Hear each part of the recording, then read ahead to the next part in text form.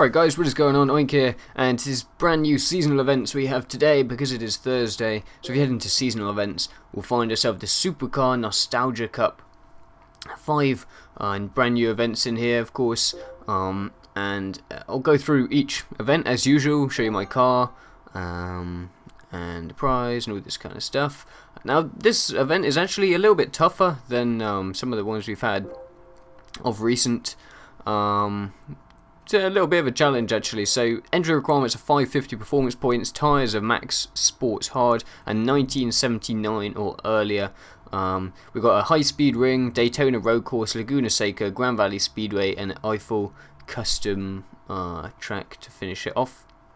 Typical opponents are just these cars, so Lambourghini Muira, Countach, Ferrari 512, Jensen. I don't know, just those few cars. The car that I've chosen to use is the Shelby Cobra 427 from 1966. This car is by no means the easiest to drive. It's a tough car to drive. We're taking the max of sports hard. I've left a lot of it stock. I got fixed suspension and the clutch upgrades, but I actually didn't have those until the second last race where it was a little bit tougher, so I started off with all of that stock suspension.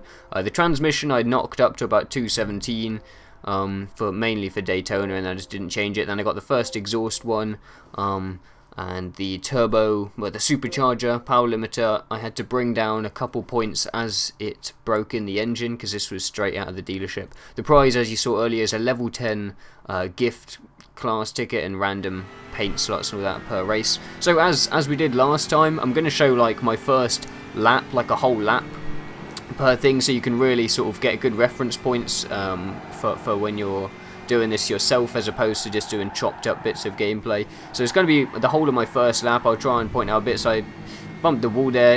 It's actually, you get a bit of understeer coming around that corner, so just let off the gas. Now this car slides like crazy. Like it's not an easy car to drive. Slamming on the brakes, for example, is really going to cause the wheels to lock up. So you want to feather the brakes a lot. Feather the throttle on the exit of corners, otherwise you probably will end up oversteering quite heavily. It's definitely, as I said, not an easy car to drive, but it takes a bit of time, and once you get into the sort of the rhythm of it and how the weight gets thrown around, partly why I took the fixed sports suspension in the end. It was just a little bit stiffer, and the car didn't sort of get thrown around as much.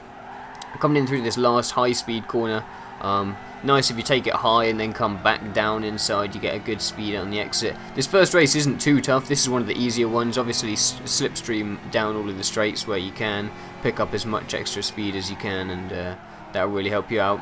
Now took first on lap 4 out of 5, end of lap 4 out of 5, a bit messy there, but take first place with about a lap to go, hitting laps of 112, 111 roughly per lap, so that's the sort of target time we should be aiming for. Head on to Daytona road course now. This is not an easy track, especially in the road sections. Again, the car will oversteer heavily. This guy forces me off the track here. Didn't want to brake for him, so I just went over the grass. You want to be braking early, really early, for a lot of these corners. Again, not the best driving. I don't really care much for the AI, so if they're in my way and it's going to be faster just to cut them right in the inside, then I'm going to do it. Like, generally you don't need to, but I kind of get impatient with the AI drivers because they're so bad anyway and they crash into me all the time, so I just, I tell them to fuck it and, whatever. I don't really care about them, so that's how I tend to drive, because I don't really fully avoid them, but oftentimes it is a little bit quicker to not collide with them as opposed to collide with them. But taking the inside line there and just moving the AI out of the way. Just again, slipstream through here. Be careful. I don't know, that guy just veered into me. Stupid AI. Just be careful on the exits on most of the slow speed corners in the road course section there, because you will find that the car slips out a bit. Coming into the bus stop, brake really early, and again, feather the brake on the exit. I actually ended up cutting the corner just a little bit, but you will want to turn in much earlier than you think for that one. Again, because it's quite a heavy car, you'll find that it just sort of eases into the corners, so if you brake early and turn in early, you end up just sort of gliding over that first bit of curbing and then into the bus stop, and it should be nice and smooth. As I said, I did do it a little bit too early and ended up over the grass, but it's better to do that than to do too late and end up into the wall, which will lose you a lot of time. Again, this one is one which is not so difficult. I get first lap 3 out of 5, so again, a couple laps spare, end of lap 3, so a couple laps spare. And we'll move on to Laguna Seca. Now this is, again, a challenging course. These last 4, well, so, yeah, I mean, yeah, most of these tracks are difficult. Again, taking the inside line there, turning in nice and early, easing off the brakes as you come down the hill.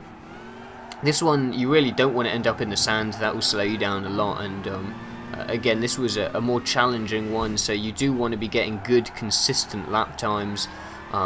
Try not to let the AI slow you down. If you get stuck behind a car for a couple turns, it really will make you suffer later on in the race, so try not to let the AI slow you down. Try and stick to your pace the whole way round. Again, same with the Daytona Road Course, turn in early, probably earlier than you're expecting, and that will do you favours. Again, the large amount of weight that this car carries, you'll find that actually helps you out. Brake nice and early coming up to the corkscrew. Well, again, with this one, if it comes to it, if you've broken just a bit too early, you can always just let the brake off and accelerate back in, which is definitely much more advisable than braking late and ending up in the sand the wrong side of the corner. So with all of these, better to side with caution and brake early, turn in early than brake late and turn in late. With the final corner, you need to brake much earlier than you think. That the corner comes up very quickly. Again, with that one, you'll find you might have a lot of oversteer coming on the exit, so be really cautious on the accelerator just coming out of these corners. Take first place just at the top of the corkscrew, lap 5.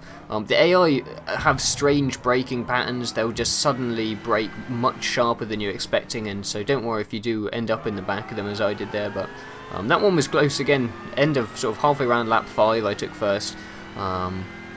Do want to be hitting consistent laps. Grand Valley Speedway, we're on to now the second last course. This was actually very tough. The car doesn't handle brilliantly around here, and braking into that last corner there, sorry, the first corner from high speeds is extremely dangerous. As I said earlier, the wheels lock up if you slam the brakes on. You'll be wanting to get consistent laps with this one again. I can't remember what the lap time is. I'll show you when it comes to the end.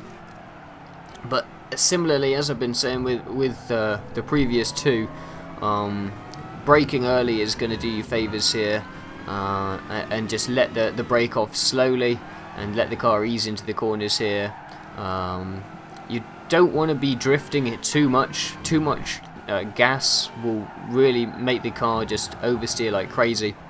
And whilst it is quite controllable, you've got skid recovery forced on, so it is quite easy to control sliding, but you will lose a decent amount of time. Actually, mentioning skid recovery, my driving options for this is with, obviously skid recovery is forced on, so that is on. We've got ABS 1 and all other aids are turned off for these. Maybe traction control 1 might help this car just to not oversteer a little bit too much. Coming through this final corner, I kind of took it a little bit too wide, but you can get good acceleration out of the back half of it there if you do take the wider line as opposed to coming all the way around the inside of the corner, even though that will be slightly shorter in terms of the distance driven. Last couple of turns there, just make sure you're not gassing it too hard, as you will again spin the car, just oversteer a little bit. And for the final corner here, try and avoid ending up in the sand on the left hand side, because that will slow you down a fair amount. Now if I just show you this first corner coming at full speed, it's really dangerous. One thing you definitely don't want to be doing is absolutely slamming on the brakes. Just sort of feather the brakes slowly just after the Dunlop sign. You can see there I'm just sort of really feathering it and just sort of tapping it on and off, sort of anywhere between 0 and 25%, and then as you slow the car down a little bit and regain some grip, then you can start to apply a bit more brake and just sort of ease it into the corner, and as you close in on the final to the actual corner, just let the brake off again. And I take first sort of nearish the end of lap 4, so about a lap to spare with that one. And Again, it's not the easiest track, the Grand Valley, so definitely might take a few attempts of practicing, just getting your laps smooth and keeping the car nice and sort of firm on the ground, I guess. Anyway, we'll move on to the final track now, which is the Eiffel Custom, and this was probably the hardest one of them all. I mean, maybe Grand Valley was also, but this one was definitely difficult. Obviously, it's always harder driving an unknown track. This is just a brand new custom that they've come up with. So it might take you a few goes just to understand the track, get your braking points, understand what sort of pace you need to be getting.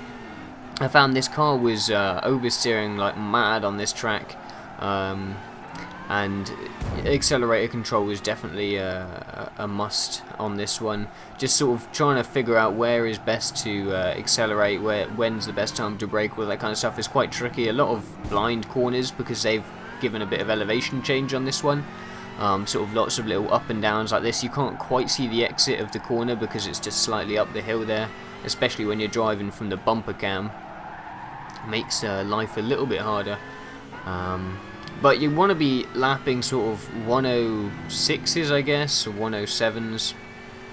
Obviously your first lap's going to be a bit slower, but 107s, you can see I'm consistently hitting 107s, and I managed to take the guy in first somewhere near the back half of the final lap, and I've got really lucky there. The guy ended up in the grass, I ended up in the grass, just managed to keep control. But yeah, you're looking for 107s to be able to catch up with the guy in first there. He's a quick one, so that sort of wraps it up. Anyway, I hope you found these videos useful. If you have any problems, be sure to leave some comments down there and I'll try and help you out. Anyway, I'll catch you guys on Sunday for that video then, and have a good day. Peace.